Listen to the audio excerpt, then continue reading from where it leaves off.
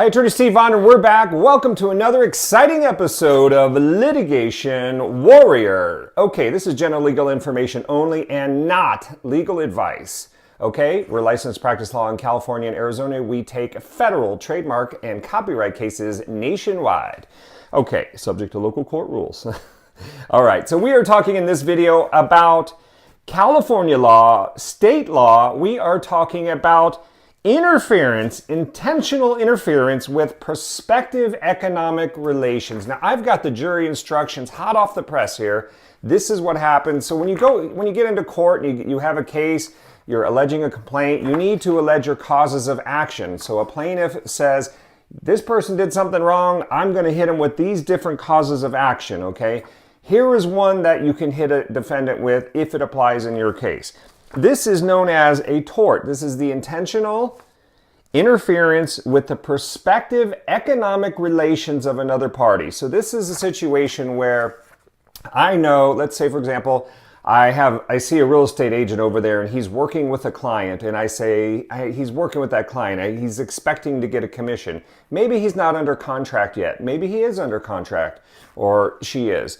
So, but you don't know. But then you go in and you try to interfere and you try to say, hey, can I give you my business card? How are you? I'm the best in town. Yes, maybe you've seen my signs over here. So what you're trying to do is interfere with that relationship that you know exists, and you're trying to go in there and get the deal, okay? So in certain circumstances under the law, this may be deemed illegal or unlawful, and it may create a cause of action. And if there's been damages suffered by that party, in other words, you stole their deal and they were about to put an offer in on a house and somehow you intermingled your way in there, there could be a cause of action for this. Now, bear in mind, there's two separate causes of action in California. One is the intentional interference with a contract. That's when you know they are actually under contract. The other one is a prospective interference with prospective economic relations, sometimes also known as prospective business advantage. Okay, there's a high likelihood they're going to do a deal. Right? Very simple. I'm going to run down the jury instructions real quick so you get a flavor of what this is all about. This is CACI, California Civil Jury Instructions 2202, for you legal buffs that want to go to the internet and look that up right now. And I like you people that do that.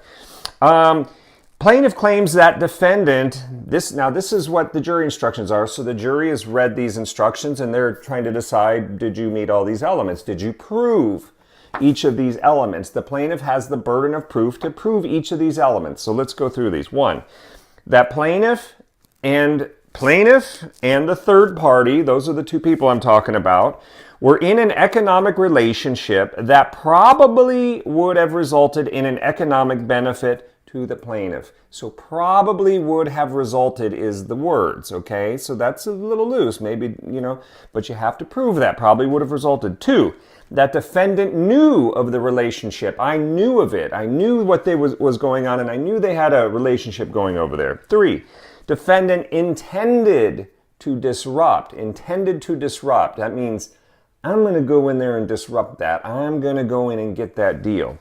Four, that defendant engaged in wrongful conduct through some type of wrongful action. So you have to be able to allege, rather than just he walked over and got in, you have to allege some independent wrongful action, such as a misrepresentation that made the misrepresentation, maybe there was fraud, or some other violation of statute. For example, maybe you're going to say, well, you're going to commit an act of a violation of the Realtor Code of Ethics. That may not get you there. That's more of a code of ethics, but a statute. Commissioner's rules and regulations, things like that. So you allege that independent conduct that was wrong. Five, that the relationship was in fact disrupted, that it was disrupted. Six, that plaintiff was harmed. You have to be able to show some harm. A lot of times people go, I wasn't really harmed. Okay, well, you're going to have a problem. You have to be able to show that you suffered some sort of monetary or property damage, so forth and so on. Seven, that the defendant's wrongful conduct was a substantial factor in causing the harm. Okay, did you catch all those? So you have the plaintiff and the third party were in an economic relationship that probably would have resulted in an economic benefit to the plaintiff. This is good bar exam stuff too for you law students out there. Defendant knew of the relationship. Defendant intended to disrupt the relationship. Defendant engaged in independent wrongful conduct. The relationship was disrupted, harm was caused, and defendant was a substantial factor. There it goes, man. Now you know what the tort is. You know what the tort is, which is nice. One thing I'm going to note, that this has to fall outside the realm of healthy, normal, what we call the privilege of fair competition. So the law is always going to like to watch parties fight around and, you know, fight each other for deals and get their clients' loyalty and get them to sign those contracts. But it's going to protect those special relationships that exist, you know, maybe those pre-contract relationships. So that's a general flavor. Do I have anything else here? Again, this does not require proof of a legally binding contract. The relationship is enough. Maybe it's an agency relationship between the two. And again, the crux of this is improper methods of disrupting or diverting the business relationship outside the realm of fair competition. So that's a flavor of what it is. You know now one of the California torts, interference with prospective business advantage, economic relations.